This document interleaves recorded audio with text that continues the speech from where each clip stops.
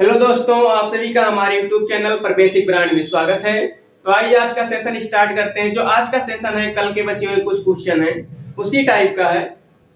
तो कल क्या पढ़े थे? पहला तो पढ़े थे उस खपत गुणे मूल या मूल गुणे खपत बराबर व्यय पर। फिर बाद में वृद्धि पूछा था व्यय में। फिर उसी का टाइप था, उसी में थोड़ा मिला के क्वेश्चन था कि कोई वर्ग है या कोई आयत है, तो उसके क्षेत्र उसके भुजा में कुछ वृद्धि, उसके लंबाई चौड़ाई में कुछ वृद्धि या कमी कर दी है, तो आयत के क्षेत्रफल या किसी भी क्षेत्रफल में क्या वृद्धि या कमी होगी। तो उसी पर आज क्वेश्चन को आगे करेंगे। लेकिन उसके और दो टाइप और इसमें जोड़ा गया, दो क्वेश्चन। जो क्षेत्रफल ज्ञात करना होता है वो 2D में आ जाता है, लेकिन जब आयतन आ जाता है तो वो जिस रूल से हम क्वेश्चन कर रहे थे वो रूल इस पर नहीं लगता। क्या ज्ञात करना होता है? तब आयतन ज्ञात करना होता है। तो आयतन ज्ञात करने के लिए वो रूल भी लगा सकते हैं, लेकिन उस रूल से क्वेश्चन बड़ा हो जाएगा। तो आयतन के लिए आज हम दूसरा रूल सीखेंगे और बेसिक सीखेंगे। तो आज का क्वेश्चन स्टार्ट करते हैं। किसी वर्ग की प्रत्येक भुजा में 10% की वृद्धि करने पर उसके क्षेत्रफल में कितने प्रतिशत की वृद्धि होगी?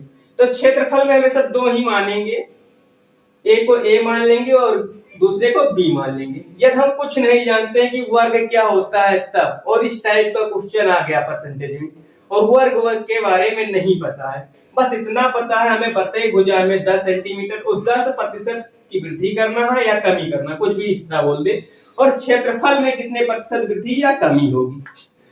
तो इस तरह के सवाल में हमें वर्ग के बारे में नहीं पता है, बस एक पॉइंट पता है हमें क्या ज्ञात करना है, क्षेत्रफल के ही बारे में बताना है। किसके बारे में? क्षेत्रफल के बारे में।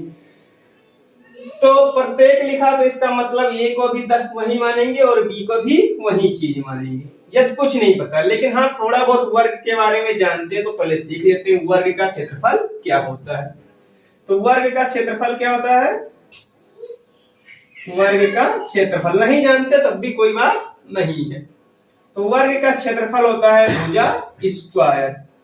तो भुजा स्क्वायर, तो भुजा इंटू भुजा भी लिख सकते हैं। और यहाँ पर एक वर्ड जोड़ा है प्रत्येक भुजा। प्रत्येक भुजा में कितने परसेंट की वृद्धि होती है? 10% की। तो ये को मान लेते हैं भी 10%, और वृद्धि हो रही तो ये भी किसमें होगा? प्लस में होगा। और बी भी कितना हो जाएगा? 10% हो जाएगा। और हमें क्या बताना है कि उसके क्षेत्रफल में कितने प्रतिशत की वृद्धि। तब इस तरह का सवाल तो हम बताए थे, सी बराबर, ये दोनों बढ़ रहा तो जोड़ देते हैं तो 10 प्लस 10 और प्लस लगाते थे, इन दोनों को आपस में मल्टीप्लाई हर में कर देते थे और नीचे 100 लिख देते थे।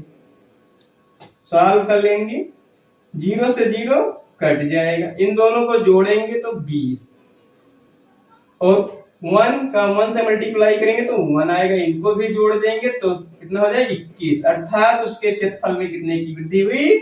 21 की। ऑप्शन देखेंगे तो ये ऑप्शन हमारा मैच कर रहा है। समझ में आया बच्चों? तो आज का दूसरा क्वेश्चन स्टार्ट देखते हैं।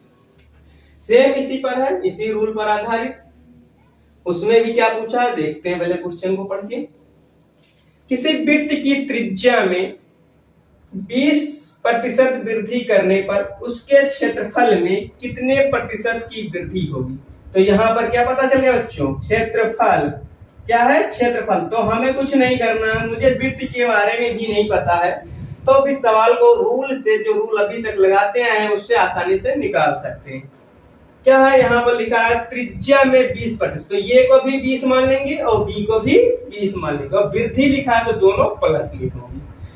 और नहीं जानते हैं ये रूल थोड़ा देख लेते हैं कि वृत्त की त्रिज्या, वृत्त का क्षेत्रफल क्या होता है, त्रिज्या दे रखी हो, थोड़ा बहुत जब पढ़ ले आ गया तो देख लेते हैं। तो वृत्त का जो क्षेत्रफल होता है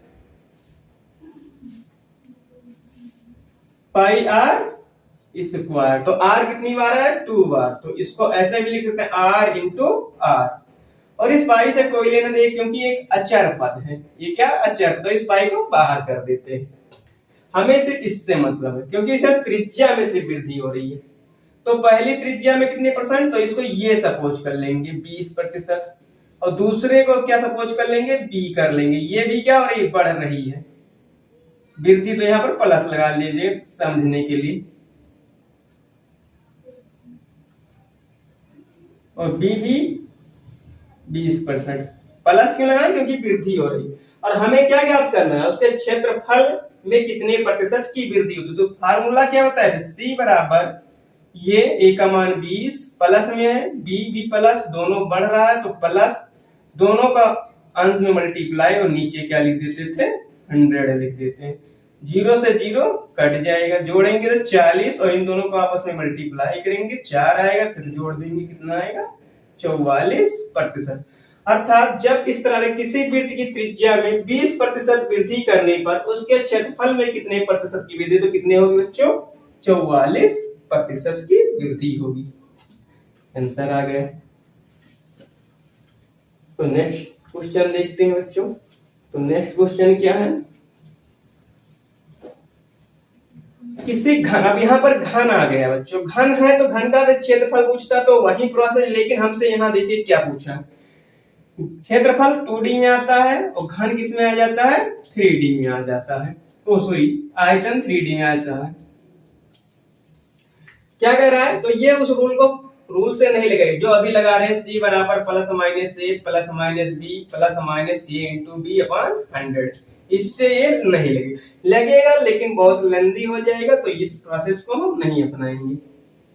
इसको पहले बेसिक करेंगे और फिर रूल्स, दूसरे रूल से देखेंगे जब क्या निकालना हो, हमें आयतन निकालना हो इस तरह के क्वेश्चन में।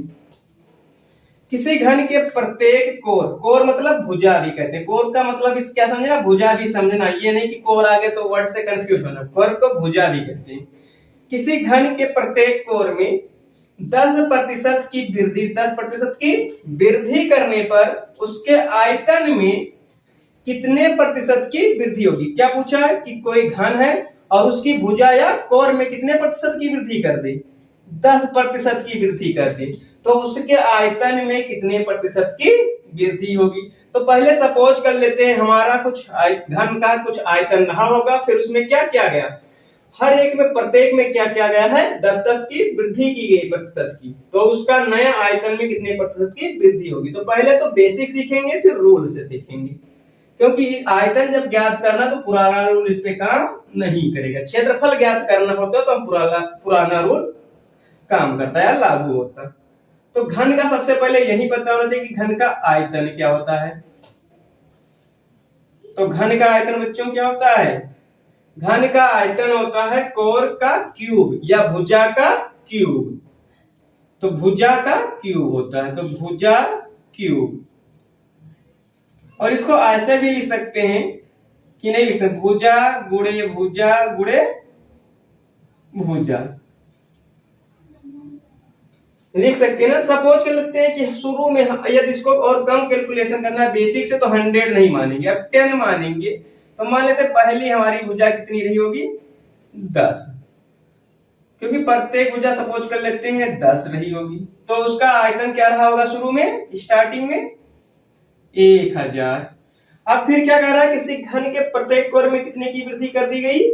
10% की। तो 10 का 10% वृद्धि कितना होता है बच्चों? 10 में 10 की वृद्धि करेंगे 10% की, तो उसकी वैल्यू कितना हो जाएगी? 11 हो जाएगी। कितना हो जाएगी बच्चों? 11 हो जाएगी। तो नया आयतन क्या हो जाएगा बच्चों? तो नया आयतन हो जाएगा 1331। क्या हो जाएगा नया आयतन? 1331। तो पहले का आयतन सब कितना बढ़ाइए? पहले तो क्या निकालना है? प्रतिशत वृद्धि किसका? आयतन का। तो कितना बढ़ा? 331। किसका बढ़ा? 1000 का। 1000 से बढ़ा। किससे बढ़ा? 1000 से। इंटू 100%। तो 0 से 0 कट गया। यहां 331 और बटा 10 लिखा है, तो इस 0 को हटाने के लिए ऊपर क्या लगाना पड़ेगा? एक अंक पहले दशमलव लगाना, एक अंक बाद। तो 33.1%। किस ऑप्शन में मैच कर रहा है? पहले ऑप्शन में मैच कर रहा है। ये तो हो गया बेसिक। और इसको रूल से करने के लिए कैसे करेंगे? बहुत आसान है, देखना किस तरह करते हैं रूल से। जब भी आयतन याद करना हो और उसके आयतन में प्रतिशत वृद्धि ज्ञात करनी हो और उसके प्रत्येक कोर में क्या हो, प्रत्येक कोर में वृद्धि हो रही हो या कमी हो रही हो, तो कैसे करते हैं? बहुत आसान है। आयतन में क्या ज्ञात करना है हमें? आयतन में प्रतिशत वृद्धि ज्ञात करना है। रूल्स क्या होता है? बहुत आसान है। सिर्फ यहां पर क्या लिख देते हैं? 100 लिख देंगे। क्या लिख देंगे? 100 लिख देंगे। और इतना पता होना चाहिए क्या ज्ञात करना है? आयतन ज्ञात करना। अब आयतन में वो पॉइंट जो पहले 2 पॉइंट मानते थे, इसमें सिर्फ सपोज के लिए 3 पॉइंट है। अभी अभी क्या दिखाया कि जो घन का आयतन होता है वो भुजा क्यू होता है, अर्थात 3 बिंदु होते हैं। इसे सपोज कर लीजिएगा, ऐसे 3 होते हैं। तो क्या करना है? अब तीनों क्या कर रहा है? प्रत्येक लिखा है। क्या लिखा है बच्चे यहाँ पर? प्रत्येक कोर में क्या हो रहा है? 10% की वृद्धि, अर्थात हर बार क्या हो रही है? सिर्फ वृद्धि हो रही है। तो क्या लिखेंगे? पहले 100 लिख देंगे और जितने प्रतिशत की वृद्धि हो रही है ऊपर 100 में उतना जोड़ देंगे। 100 और 10 की वृद्धि हो रही है तो 110, और नीचे बटा 100 कर देंगे। और कितने बार करेंगे? 3 बार ऐसे लिखेंगे, क्योंकि हमें क्या ज्ञात करना? आयतन ज्ञात करना। तो 110 बटा 100, 110 बटा 100 इंटू 110 बटा 100। अब जीरो कट रहा है तो काट देते हैं। देखिए ये जीरो इस जीरो से कट गया, ये दोनों जीरो, इस वाले का एक जीरो इस जीरो से, इस वाले का एक जीरो इस वाले जीरो से कट गया, और ये वाला जीरो इस वाले जीरो से कट गया। ऊपर क्या था? 11 गुणे 11 गुणे 11, और यहां क्या बच्चा? 10 बच्चा। और यहां क्या बच्चा? कितना हो जाएगा? 1331 बटा 10।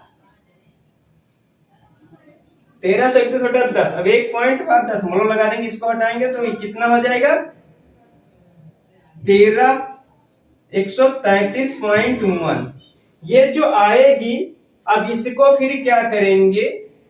इसको फिर क्या करेंगे? 100 में से क्या करेंगे? इसमें से 100 घटा देंगे, इसमें से 100 घटा देंगे, वही हमारी क्या हो जाएगी? प्रतिशत वृद्धि हो जाएगी।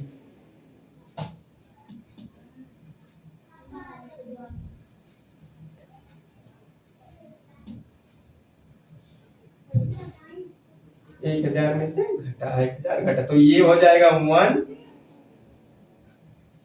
ये हो जाएगा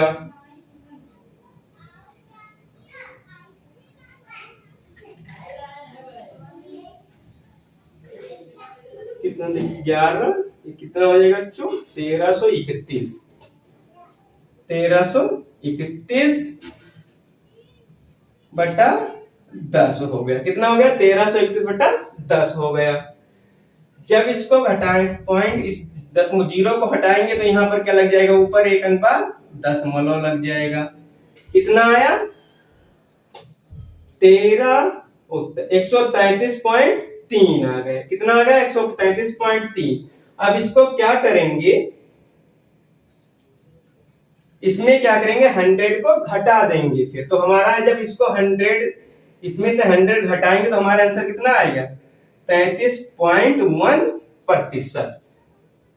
तो जो वृद्धि होगी प्रतिशत आयतन में, इतना आने के बाद इसमें से फिर क्या घटाएंगे? 100 को घटाएंगे तो 33.1% की वृद्धि हो जाएगी।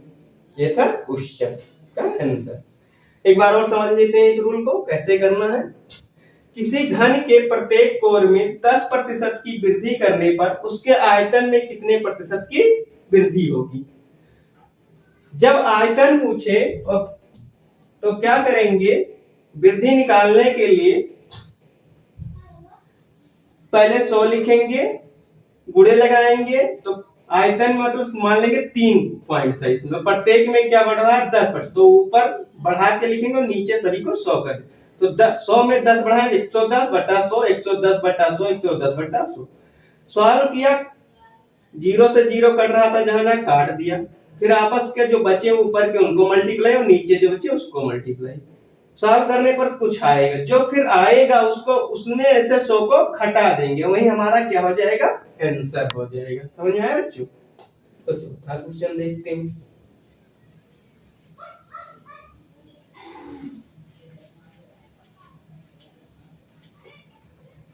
चौथा क्वेश्चन भी आयतन पर आधारित है।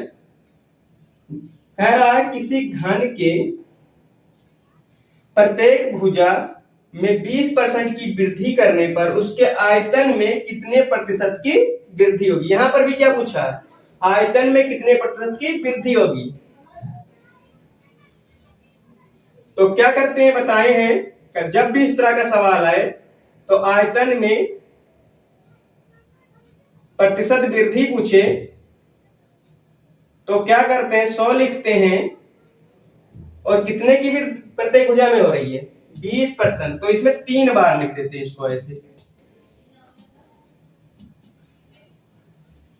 और इसको सॉल्व कर लेते हैं।